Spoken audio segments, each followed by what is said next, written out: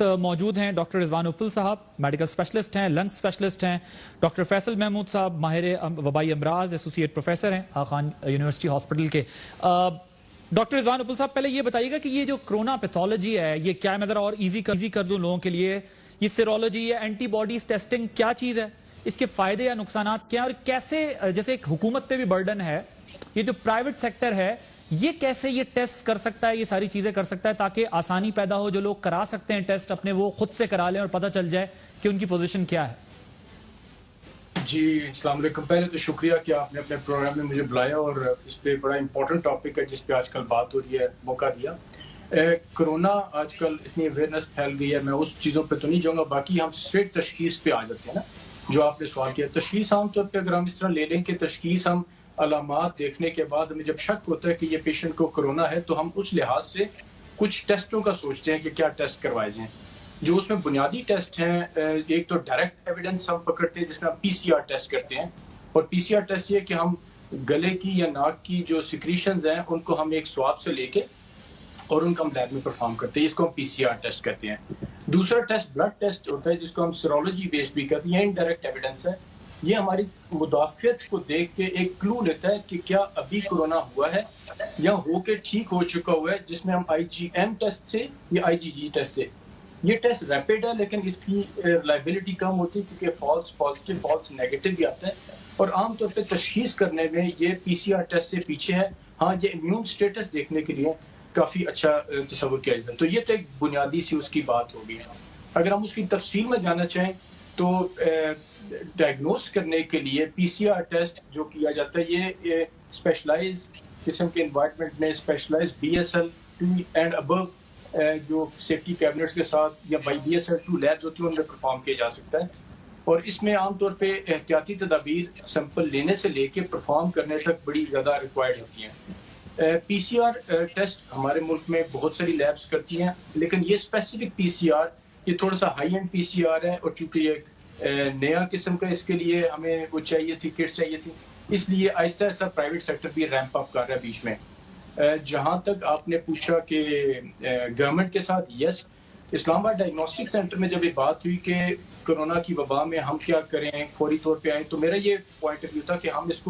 اس میں بھی آگے نہ آئیں کیونکہ یہ وبا ہے، اور ہماری نیشنل لیبز ماشاءاللہ بہت اچھا پرفارم کر رہی ہیں اور یہ اس کو ٹیک اپ کر رہی ہیں اور ابھی بھی کر رہی ہیں، I must appreciate.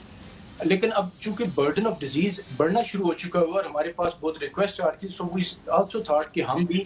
Private lab کے طور پہ حکومت اور ان کے ساتھ ہاتھ بٹائیں، اور مجھے امید ہے انشاءاللہ ہم مل جل کے اس بیماری کا زیادہ اچھا مقابلہ کر سکیں گے، تشخیص بھی کر سکیں گے۔ یہ بتائیے گا ڈاکٹر صاحب کہ اور کتنی پرائیویٹ لیبز ہیں پاکستان میں یا اسلام آباد میں یا لاہور میں، بڑے شہروں میں، جو یہ کر سکتی ہیں ٹیسٹ پی سی آر؟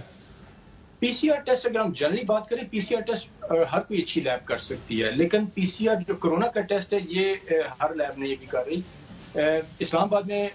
میرے خیال سے پرائیویٹ جو ڈائگنوسٹک سینٹر نے ہم نے بھی شروع کیا ہے، اور اس کے اندر یہ ہے کہ ڈرائیو تھرو کیپیبلٹی کے ساتھ ہے کہ پیشنٹ گاڑی کے اندر ہی دے کے جا سکتا ہے۔ شفا انٹرنیشنل نے بھی شروع کیا ہے، آئی مسٹ اپریشیٹ کہ انہوں نے ایک اچھا انیشیٹو لیا۔ لاہور میں لیب ہے، چپتائی لیب انہوں نے بھی شروع کر دیا تھا کچھ عرصہ پہلے ہی۔ آغا خان لیب ماشاءاللہ کر رہی ہے، they are also contributing a lot in helping government۔ تو یہ بڑے بڑے شہروں میں 4-5-6 لیب کرنا شروع ہو چکی ہیں۔ اس کی کاسٹ کیا آ رہی ہے، اور کیا گورنمنٹ کے ساتھ مل کر اگر کریں تو کیا جو عام بندہ ہے اس پہ اتنا برڈن نہ پڑے کہ گورنمنٹ بھی کچھ ان کو فیسیلیٹیٹ کر دے یا کچھ اماؤنٹ گورنمنٹ پے کرے اور کچھ لیبس کریں تاکہ ہاسپٹلس پہ برڈن نہ ہو؟ بس بھائی یہ مارولس ماڈل ہے جو ابھی آپ کہہ رہے ہیں، جس میں چونکہ یہ ایک بڑی مختلف نوعیت کی بیماریاں پرابلم آئی ہے، اس میں پرائیویٹ اور گورنمنٹ مل کے اس طرح کر سکتے ہیں، کیونکہ یہ ٹیسٹ جتنا بھی سستا کر لیجیے کہ اس کی ایک اماؤنٹ بنتی ہے، کیونکہ یہ کٹ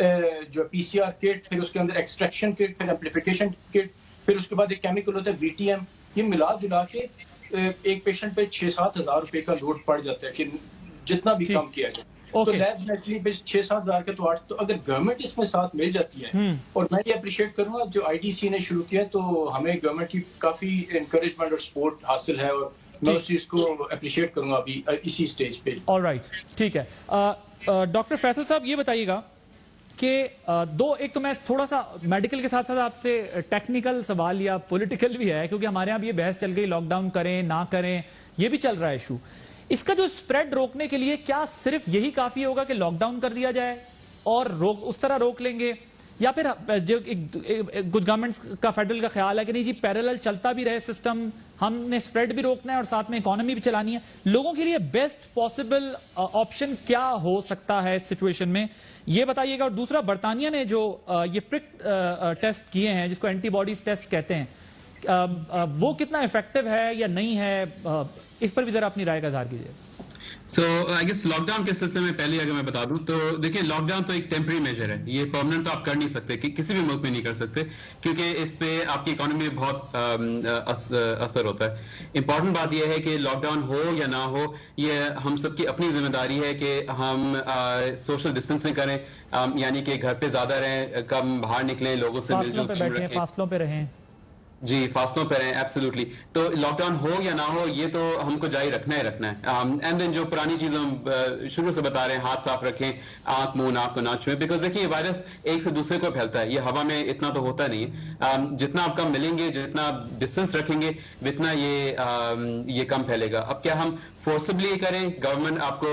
بولے کہ بھائی آپ نکل نہیں سکتے، یا پھر ہم اس کو کریں خود اپنی ذمہ داری سمجھ کے؟ تو دیکھیں ایون لاک ڈاؤن اگر ختم بھی ہوتا ہے یا اس کو ایز آؤٹ بھی کرتے ہیں تو یہ چیزیں تو رہیں گی، یہ تو آپ کو کرنا ہی ہے ریگارڈلیس. جہاں تک آپ کے ٹیسٹنگ کا تعلق ہے، یہ جو اینٹی باڈی کا ٹیسٹ ہے تو بالکل صحیح فرمایا گیا کہ یہ آپ کے جو پی سی آر ٹیسٹ ہے اس کو ریپلیس نہیں کرتا، یہ اس کو ہیلپ کرتا ہے. یعنی کہ اگر کسی کو انفیکشن ہو تو فوری طور پہ یہ نہیں بتائے گا کہ آپ کو یہ ہے کہ نہیں، یہ انفیکشن لگنے کے تقریباً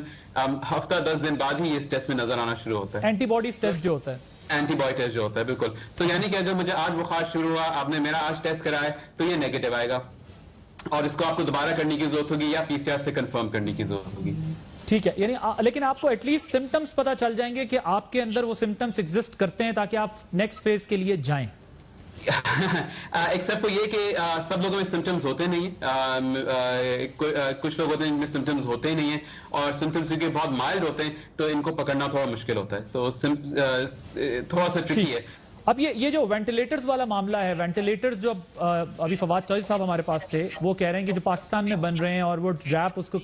کلیئر کرے، پھر اس کے بعد پروڈکشن اس کی بڑھائیں اور سارا کریں. تو اس بارے میں ذرا بتائیے گا کہ یہ کس حد تک جو ہے ہیلپ فل ہوگا ہمیں سارے پروسیس کے اندر، اور پرائیویٹلی کس طرح یہ گورنمنٹ جو ہے پاس آن کر سکتی ہے تاکہ جس طرح پرائیویٹ لیبز اور ہاسپٹلز مزید یہ ٹیسٹ کر سکیں تاکہ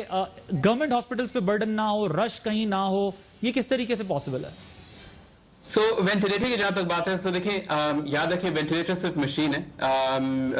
وینٹیلیٹر اگر آپ کے پاس ہو بھی تو اس کا یہ مطلب نہیں کہ وینٹیلیٹر چلانے والا آپ کے پاس ہے کہ نہیں. سو دیکھیں بہت فوکس ہے وینٹیلیٹر کتنے ہیں ہمارے پاس، مگر اس کے ساتھ ٹرین لوگ ہونا بہت ضروری ہے. ایسی ہے جیسے کہ آپ نے 10 گاڑیاں لے لی مگر ڈرائیور کوئی نہیں ہے آپ کے پاس. سو جہاں تک وینٹیلیٹر کا تعلق ہے تو بالکل آئی نو ایک ٹرائل چل رہا ہے لوکلی میڈ وینٹیلیٹر کے بارے میں ٹو سی کہ یہ کام کرے گا کہ نہیں کرے گا، مگر اس کے ساتھ ساتھ اس کے بیک گراؤنڈ میں ٹریننگ بھی چل رہی ہے تاکہ لوگ ٹرین ہو کہ وینٹیلیٹر کیسے استعمال کریں. وینٹیلیٹر پیشنٹس کے اوپر دوائیاں مختلف استعمال ہوتی ہیں، ان کے مزید ٹیسٹ ہوتے ہیں جس کے بغیر آپ وینٹیلیٹر چلا نہیں سکتے، تو اس کے بھی انتظامات. یہ ہم نے دیکھا ہے کہ ویسٹ میں کچھ رپورٹس آئی ہیں جس میں کہا گیا کہ جو لوگ وینٹیلیٹر پہ زیادہ تھے کرونا وائرس کے مریض، ان کو زیادہ کہتے ہیں کہ ان کی ڈیتھ ریشو کچھ زیادہ ہوا، اور اب اس کے یوز سے ایبسٹین کر رہے ہیں، استعمال سے گریز کیا جا رہا ہے ویسٹ میں. اس بارے میں آپ کیا کہیں گے؟ ایسا ہو رہا ہے یہ جو سو دیکھیں چونکہ جو لوگ وینٹیلیٹر پہ جاتے ہیں ان کی بیماری سب سے سیویئر ہوتی ہے ٹو بگن ود، تو یعنی کہ اگر آپ وینٹیلیٹر پہ ڈالیں یا نہ ڈالیں ان کے اندر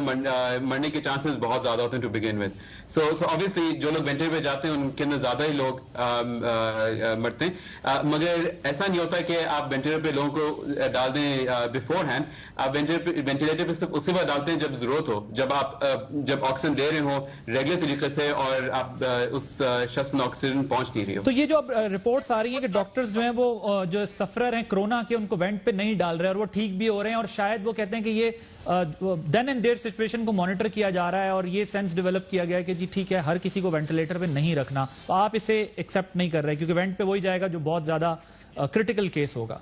جی تو ہم پوری ممکن کوشش کرتے ہیں کہ لوگ وینٹ پہ نہ جائیں اینڈ اس کے لیے بھی کچھ دوائیاں ہوتی ہیں, کچھ طریقے ہوتے ہیں جس سے ہم اوائڈ کر سکتے ہیں, اور ہمارے پاس بھی کچھ ایسے لوگ تھے جو کہ بہت وینٹ پہ جاتے جاتے رہ گئے, بچ گئے, بہتر ہو گئے, ان کی کنڈیشن ٹھیک ہو گئی. جی مگر obviously اگر ضرورت پڑے, اگر وینٹ پہ اس وقت نہ ڈالیں تو پھر ان کی ویسی موت ہو سکتی ہے. سو وی اونلی یوز وینٹیلیٹر جب ضرورت ہو, سب لوگ وینٹ پہ ہرگز نہیں جاتے. ٹھیک. ڈاکٹر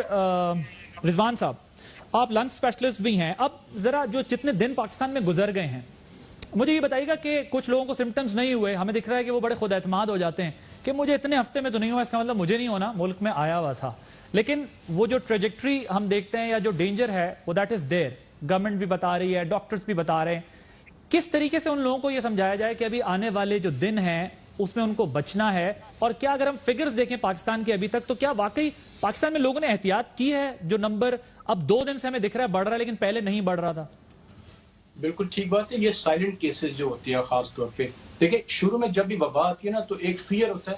فیئر کے بعد جو سائیکولوجیکل برین ڈیفنس سسٹم ہوتا ہے, ہم ڈینائل میں چلے جاتے ہیں کہ نہیں ہم پہ نہیں آئے گا. اور ہمارے ادھر بھی ہے, قدرتی بات ہے, ہر جگہ ہوتا ہے. تو کئی لوگوں کو نہیں ہوا, نمبر کم ہوئے, کچھ پازیٹیو باتیں بھی لوگوں نے پھیلائی نیچرلی کمیونٹی وغیرہ کی, لیکن اس کی وجہ سے لوگوں نے یہ سمجھا کہ شاید ہمیں ہٹ نہ کرے. انشاءاللہ ایسی ہو, امید ایک بہت اچھی چیز ہے, لیکن امید is not a good strategy. Strategy وہی ہونی چاہیے جو گلوبلی ساری دنیا کر رہی ہے, ہمیں اسی کو فالو کرنا ہے. ہمیں دیکھیں ایک بہت بڑا ایج باقی ملکوں پہ حاصل ہو گیا, چائنا پہ, امریکہ پہ, ایون یورپ پہ, کہ ہم ان کو فٹ سٹیپس کو فالو کر سکتے ہیں کیونکہ یہ ان پہ پہلے آئی ہے. اور اس میں بنیادی چیزیں, کیونکہ یہ بالکل نئی بیماری ہے, ان کے لیے بھی اتنی نئی ہے جتنی ہمارے لیے نہیں تھی. تو اس میں بیسک چیز جو سوشل آئسولیشن اور باقی چیزیں وہ تو رہنی چاہیے, اور فیئر رہنا چاہیے, لیکن سہمنا نہیں چاہیے. لوگ سہم جاتے ہیں وہ بھی غلط ہے, لیکن فیئر اتنا ہو کہ یہ بیماری ہے, خطرناک ہے, اور اگر ہم تھوڑا سا آئسولیٹڈ رہیں وہ بڑا ضروری ہے. اوکے سر, یہ مجھے یہ بتائیں کہ جیسے ہم نے دیکھا کہ شروع میں KPK میں مردان میں نمبر زیادہ آیا, بلوچستان, زائرین, کراچی ہو گیا, پھر اسلام آباد میں کیسز بڑھ گئے, ہر جگہ ہمیں آن اینڈ آف جو ہے وہ رائز دکھائی دیا, پھر اس کے بعد گریجول سیٹل ہوتے بھی دکھائی دیا. ان علاقوں کے علاوہ جو میڈیا میں رپورٹ ہو رہے ہیں, جو رجسٹرڈ کیسز ہیں, یہ جو ایک میسو پاپولیشن ہے پاکستان کی دوسری, اب تک اگر وہاں پر KPK کے کچھ علاقوں میں یا پنجاب کے کچھ علاقوں میں یا دیگر صوبوں میں اگر وہاں پر اب تک یہ نمبر نہیں آیا, تو کیا اس کی وجہ سے یہی تصور کیا جائے کہ وہاں ٹیسٹ نہیں ہوئے, یا پھر واقعی لوگوں نے اپنے آپ کو اتنا آئسولیٹ یا تنہا کر لیا ہے کہ وہ کسی حد تک محفوظ ہو گئے کہ ان کو پھر اسپتالوں میں بھی نہیں جانا پڑ رہا اور وہ اپنی جگہ پہ اپنے مقامات پر محفوظ ہیں اس بیماری سے؟ کیسے اس کو اینالائز کیا جا سکتا ہے؟ پہلے تو دیکھیں, پہلے والی بات جو لوگوں نے کافی حد تک, میں اپریشیٹ کرتا ہوں میڈیا کو, social media, most of the media every thing was on one page including government, کہ سب کو بتایا, بڑا اچھا میسج بہت جلدی اسپریڈ کیا, اور لوگوں نے اس کو پرسیو بھی کیا. یہ تو میں ایز اے ڈاکٹر دیکھ بھی رہا ہوں. 100% کہیں نہیں ہو سکتا, لیکن پھر بھی اس لحاظ سے بہت اچھا تھا اور اس کا افیکٹ رہا ہے.